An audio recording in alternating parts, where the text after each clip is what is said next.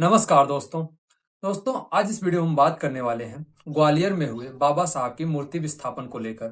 दोस्तों वहां के वकील, ग्वालियर की हाई कोर्ट के बेंच के एक वकील हैं जिनका नाम अनिल मिश्रा है। ये बाबा साहब के ऊपर अभद्र टिप्पणियां करते हैं और उसके बाद जो बाबा साहब की विचारधारा वाले लोग हैं वे आहत होते हैं। उसके बाद वे आंदोलन का वहां पर आगाज करते हैं और उन्हें साथ में जूते का माला पहनाने की भी घोषणा करते हैं। दोस्तों इस पर हम डिटेल में बात करने वाले हैं कि यह क्यों मामला शुरू हुआ, इसके पीछे का रीजन क्या है। दोस्तों इससे पहले हम थोड़ा सा आपको ये याद दिला दें कि आपको तो अच्छे से पता होगा कि इससे पहले जो कहीं भी प्रोग्राम अगर होता था, जैसे किसी हिंदू भाई का हुआ या मुस्लिम भाई का हुआ, तो सब लोग मिलकर जाते थे, देखते थे और उसमें जो हो सकता था योगदान देते थे। जैसे कि अभी भी अगर गांव में रामलीले होते हैं तो उसमें सभी लोग मिलकर देखने आते हैं। लेकिन दोस्तों आज ऐसा माहौल बन चुका है कि हम लोग एक दूसरे से इतना ज्यादा लड़ने लगे हैं कि कोई किसी से धर्म के नाम पर लड़ रहा है, फिर उससे फुर्सत मिल रही है तो जाति के नाम पर लड़ रहा है, उससे भी नहीं फुर्सत मिल रही तो भाषा के नाम पर लड़ रहा है, और उसके बाद इन सबको छोड़कर साधु आपस में साधु से लड़ रहे हैं।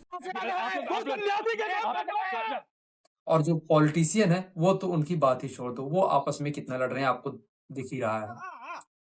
और दोस्तों आपको ये अच्छे से पता होगा कि जब आपस में लड़ाई होती है तो इसका फायदा हमेशा कोई तीसरा उठाता है, और हम लोग इस तरह से आपस में लड़ रहे हैं कि एक ऐसा समय आएगा हम लोग एक दूसरे को ही खत्म कर देंगे, किसी और देश को हमसे लड़ने की जरूरत ही नहीं पड़ेगी।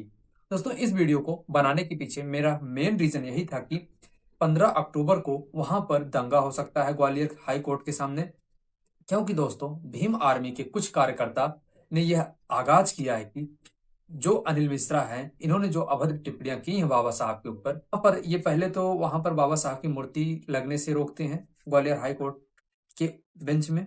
उसके बाद ये बाबा साहब के ऊपर अभद्र टिप्पणियां करते हैं। कहना उस अम्बेडकर को अपराध है, तो मैं आज पुनः कहता हूँ उससे ज्यादा गंदा व्यक्ति हमारे भारत के लिए कोई नहीं हो सकता। जिसमें ये कहते हैं कि बाबा साहब एक गंदे व्यक्ति थे जिन्होंने देश का बंटवारा धर्म के नाम पर किया सकता, जिसने पूरे भारत को विभाजित कर दिया। अम्बेडकर देश को तोड़ने का एक नाम है। और साथ में ये वहां पर कह रहे हैं कभी नहीं कि चाहता था भारत संविधान के जो निर्माता हैं वे बाबा साहब डॉक्टर भीमराव अंबेडकर जी नहीं बल्कि BN राव हैं। दोस्तों अब आप इतना सोच सकते हो, ऐसी आतंकवादी जैसी विचारधारा रखने वाले व्यक्ति अनिल मिश्रा जो कि आपस में फूट डालकर लोगों को एक दूसरे से लड़ाना चाह रहा है, इसको इतिहास का जरा सा भी ज्ञान नहीं है और ये ऐसी बातें कर रहा है। दोस्तों हम आपको BN राव के बारे में बता दें कि BN राव जो थे वे संविधान का जब निर्माण किया जा रहा था उस टाइम जो BN राव का मुख्य कार्य था या इनका जो मुख्य योगदान था वो था कि संविधान का एक ड्राफ्ट तैयार करने में, उसका स्वरूप तैयार करने में इनका मुख्य योगदान था, ना कि संविधान के निर्माता के रूप में। लेकिन दोस्तों ऐसी आतंकवादी और फूट डालकर लड़ाई करने वाली जैसी विचारधारा रखने वाले अनिल मिश्रा को पहली बात तो पता नहीं कैसे इसको वकील बना दिया जाता है, ये बन जाता है और ये वहां पर जाकर वकालत करता है। दोस्तों इतना जब ये सब अभद्र टिप्पणियां करता है उसके बाद जब इससे लोग नाराज होते हैं तो ग्वालियर में ही एक FIR इसके नाम दर्ज की जाती है। लेकिन जब इस पर FIR दर्ज होती है और इसको थाने में पुलिस ले जाती है तो यह कुछ ही टाइम बाद वहां से छूटकर आता है और मीडिया के सामने खुलकर यह कहता है कि इसे फ्रीडम ऑफ स्पीच की वजह से छोड़ा गया है।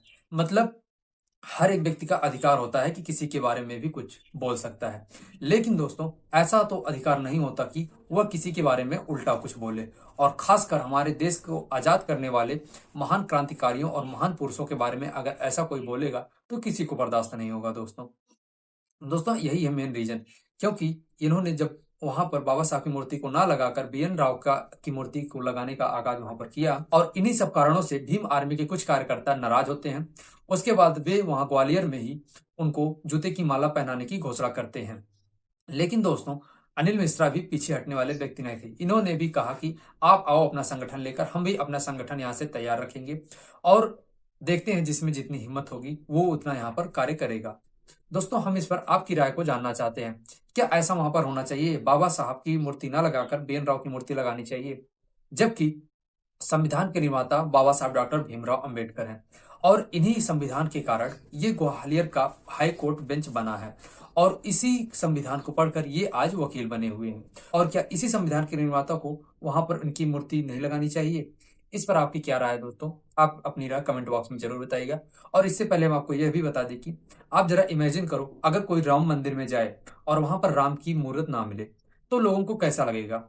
लगेगा ना बुरा। वैसे ही सेम ये भी है कि जब वो हाई कोर्ट में जाते हैं और वहां पर वे बाबा साहब की मूर्ति को नहीं देखते हैं, जिनके द्वारा निर्मित संविधान के आधार पर इस हाई कोर्ट का निर्माण किया गया है, तो वहां पर उनकी भी भावनाओं को आहत पहुंचती है। दोस्तों, अपनी राय कमेंट बॉक्स में जरूर बताइएगा। मिलते हैं एक नई वीडियो में नई जानकारी के साथ। साथ में ही आपको ऐसी और अपडेट देते रहेंगे। धन्यवाद दोस्तों।